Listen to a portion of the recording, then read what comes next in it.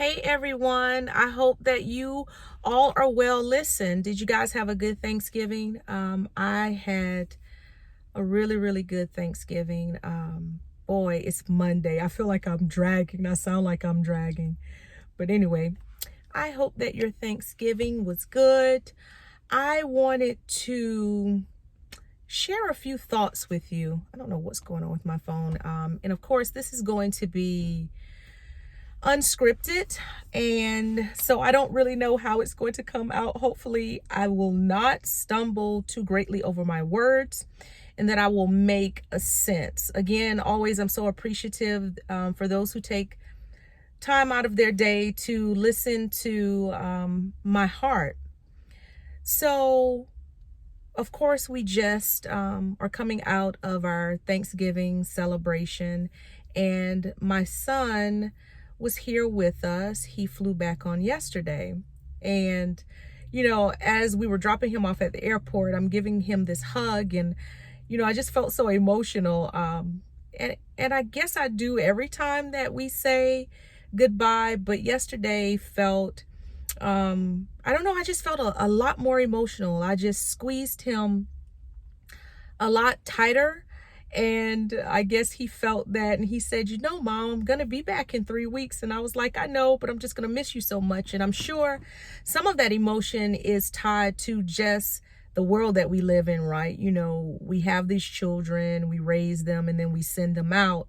And, every generation wants to believe that the times that we are experiencing are a little bit more difficult and challenging than previous times. But I'm here to tell you, in Ecclesiastes, Solomon says that whatever is has already been. I just keep getting these notifications, and I'll share that scripture reference for you because I can't remember specifically the chapter.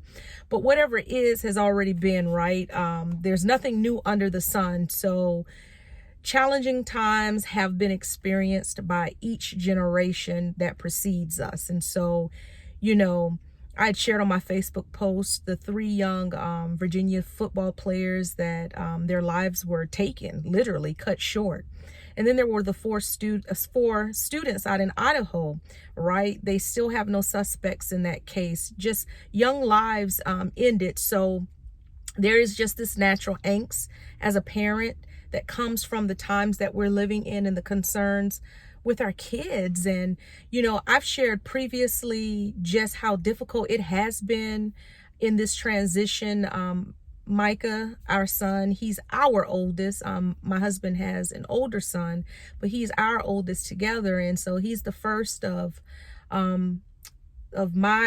the children that I birthed to go out into this world, to fly the proverbial nest.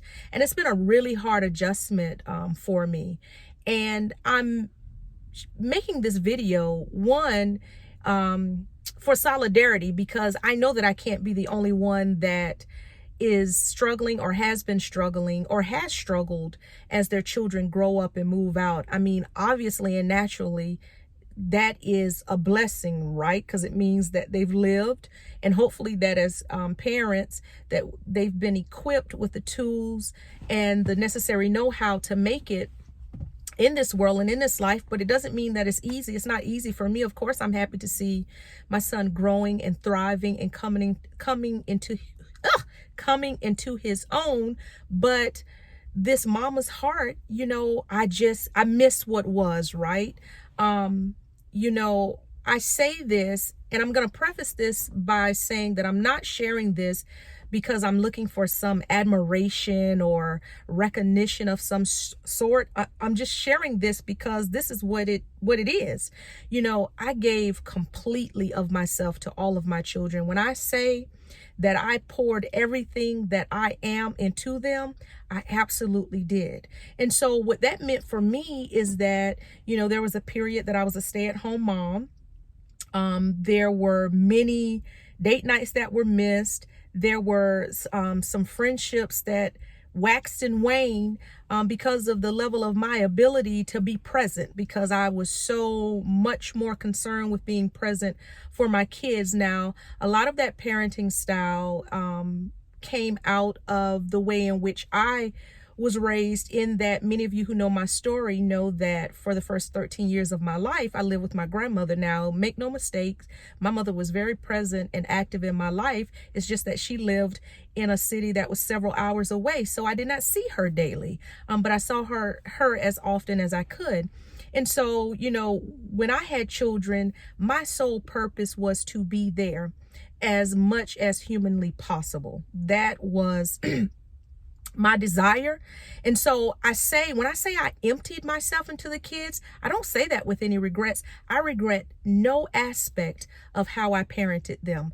Definitely not saying I was perfect as a parent, because I'm human. But I did my best. When the kids finally grow up, if they share some things about, Mom, well, you didn't do this and it hurt me in this way, oh, I'll be devastated. I jest in saying that a little bit, because again, I recognize that I'm not human. But anyway, I poured everything into these children. And I've said this before, I know without a shadow of a doubt that while I have been designed and purposed to fill many roles and to wear many hats, one of those greatest roles and hats that I've worn has been that of being a mother. And so it has really been hard for me to shift, right? Because as the children get older, they don't quite need me in the same way. And I recognize that. I recognize that. And my husband has been so great in helping me to realize that, I am still needed as a mother in their life. I'm just needed in a different capacity. And so I've just been working through really attempting to adjust myself in a way to accept this new normal, because it's happening. And let me tell you, for as much as I have been devoted to my children, they owe me nothing other than to live their life fully and purposely in the way that God designs and orders their steps, not the way that I order their steps. Because if I ordered their steps according to my desires, my oldest would not be living several states away. And so with that, with my devotion to them, I ultimately want them, and I encourage them intentionally, the opposite of what's in the back of my mind, to pursue the path that is uniquely theirs. But there has to be others of you out there who, although you understand and you're appreciative and you're grateful as your children grow in the steps they're making towards coming into their own, that's a tough transition, right? And so in this season of my life, I still have 3 at home, but of course I'm preparing myself mentally and emotionally for the time when our second born, Kayla, she will graduate next year and she will go off to college.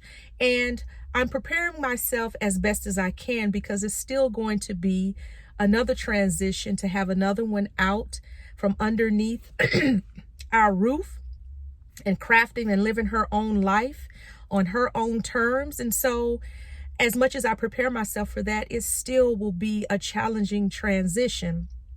And so I'm in this season of life, right? And I have to add that I was a stay-at-home mom for a period of time, but there was times that I went into the working world. Although I poured myself into the children, it's not that I didn't have outside activities or interests or relationships. It's just that they were my primary focus.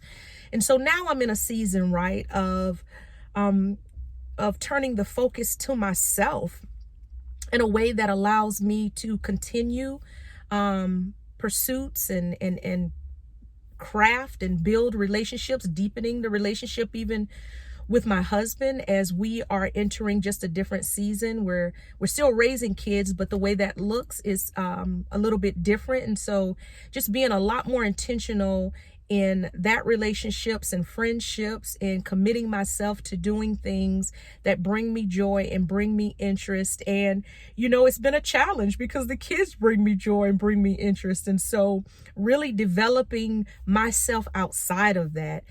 So, again, share your thoughts. What have you been doing to kind of reclaim some parts of yourself that you deposited into your children?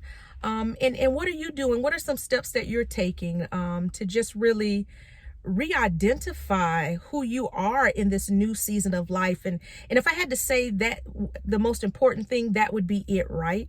You know, when we give and give of ourselves, I'm speaking of in this instance as it relates to my children, but I certainly could share as it relates to my husband and other relationships. You know, when those relationships dynamics and circumstances change, you know, being aware that you are to adjust with it. You know, we often become overwhelmed and stuck when we refuse to move in the direction of where our life is now taking us. So this was a bit long, and honestly, I could speak on the topic a lot more, but I'm going to end it here. I probably will do a continuation because this is an ongoing dynamic in my household. But just know that you're not alone. Neither am I, and we're in this together. Be blessed, everyone.